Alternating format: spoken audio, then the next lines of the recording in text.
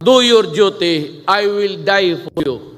Do your duty, and if in the process you kill 1,000 persons because you were doing your duty, and I will protect you. And if they will try to impeach me, I will hurry up the process and we go out of the service together. Thank you and good morning. So nakinig niyo po ang utos ni Duterte sa mga pulis. Patayin. Kill, Kung halimbawa na makapatay daw sila ng mga 1,000 tao, paprotektahan sila nito ni Duterte. At palakpak naman itong si Bato, Halak pa. Ano sila noon tapang-tapangan sila noon Pero ngayon, tinan mo, iiyak-iyak pagka pinapadampot na ng ICC. Dapat nga bang kaawaan itong si De La Rosa, At dapat ba siyang proteksyonan ng gobyerno? So, panoorin natin yung mga panahon na puro pagpatay ang alam nila, At panoorin natin yung mga pinagpapatay nilang mahihirap noon. Nakita ko po, tinosasan si tatay, tapos pinasok sa iskinita sa may 20 putok na. At ngayon patay na. Marami kang tao, kasi dito. Marami kang tao. Maglalaban niya ang boses niya, Ganyan. Manila, 9 p.m. on a Friday night. Witnesses say that Rufino Giamacchio, a methamphetamine user, was dragged into an alley by police and executed. Sa totoo lang, napakapait ng tao ng anak ng asawa ko. Pinasok nila doon sa iskinita, pinagbabaril nila. Iniwan nila, kala nila hindi ako sumisilip. Pero nagbebenta po ito na. Hindi yun. She didn't even know that her father's dead. I don't know how to tell her when she woke up. Had your brother been struggling a lot lately? Yes, he's been struggling. Tahimik mo na kayo, tahimik mo na kayo. Ako na po ng asawa ko, Chupay. Paano po siya magkakabaril?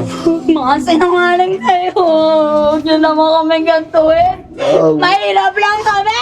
Sabi nila marami ng 3,000 na daw ang patay. Hindi na lang inisip ng mga ulol na to. Putang ina nila.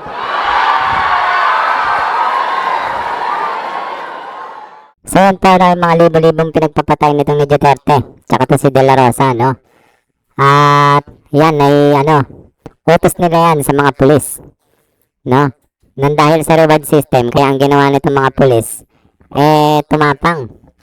At pinagpapatay yung mga suspected drug lord, drug pusher, Tsaka mga user, alang-alang sa reward, Yan ang ginawa nila, At ang utak niyan, si Duterte at si De La Rosa, Yung Project Double Barrel, Pinatupad nila yung reward system, kaya itong mga pulis, masigasig sa pagpatay, Patay ng patay.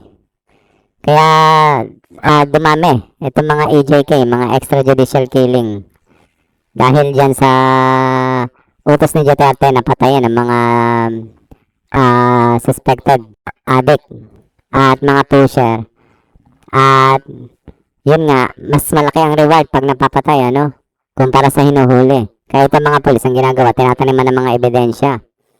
Pinapalabas na ng laban para ma-justify yung pagpatay nila, Na palalabas yan self-defense, Bali, sobrang talaga, Sobrang kawalangyaan ang ginawa nitong Duterte na to, tsaka ni De La Rosa ng mga panahon nila, Kaya dapat lang na magbayad dito, Kaya apila natin dito kay Bongbong Marcos, Wag protektahan itong mga ganitong, kriminal na to.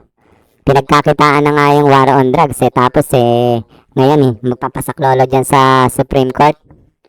Para wag siyang itapon doon sa dahig, mabulok siya doon sa dahig, Samahan niya yan, yung tatay niya, samahan niya yung amo niya. Total, kumita sila ng husto dyan, Diyan sa war on drugs na yan, Bali, ang ginawa nila, pinatay nila yung kakompetensya nila sa droga, itong si Duterte.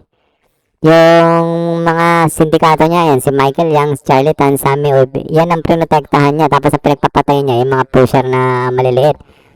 Biro mo, gamit ang pera ng gobyerno, Gamit ang buwis ng taong bayan sa reward system na yan, Tapos palalabasin niya, nagmamalasakit siya dito sa mga kababayan natin. Halatang sobrang kawalangyaan ang ginawa nito. Lalo na tong si De La Rosa, siya nagpatupad ng Davao model na isinuwalat ni Garma noon sa Quadcom, no? So, hindi dapat kaawaan, no? Hindi dapat kaawaan itong kalbong ito. Itong si De La Rosang duwag na nagtatago na to, no? Hindi dapat kaawaan to. Dahil yung mga libo-libong pinagpapatay nila noon, hindi rin naman sila naawa noon Pinagkakitaan pa nga nila Di ba? Ito ang tawag dito kay De La Rosa ngayon. Ano to? Kriminal to. Wala tong karapatan na kaawaan at kanlungin ng gobyerno. Dapat dito talaga isuko sa ICC at ipatapon to Wala. Halak ka. Wala tong moral ascendancy na manghingi ng saklolo dyan sa Supreme Court. Diba? Kung napanood nyo yung mga libo-libong pinagpapatay nila noon Diba? Imposible na, kanlungin ka ni Bongbong Marcos. Dahil sa mga kawalangyaan nyo ng amo nyo noon. Kaya, sana sa NBI, sa NBI na lang ang, kasi itong si John Vic mukhang, DDS ata. At hindi mahuli-huli itong si De La Rosa. Sana ito na lang sa NBI, sa DOJ. Kasi yung pulis under yan ng DILG. Delikado. Halak ka.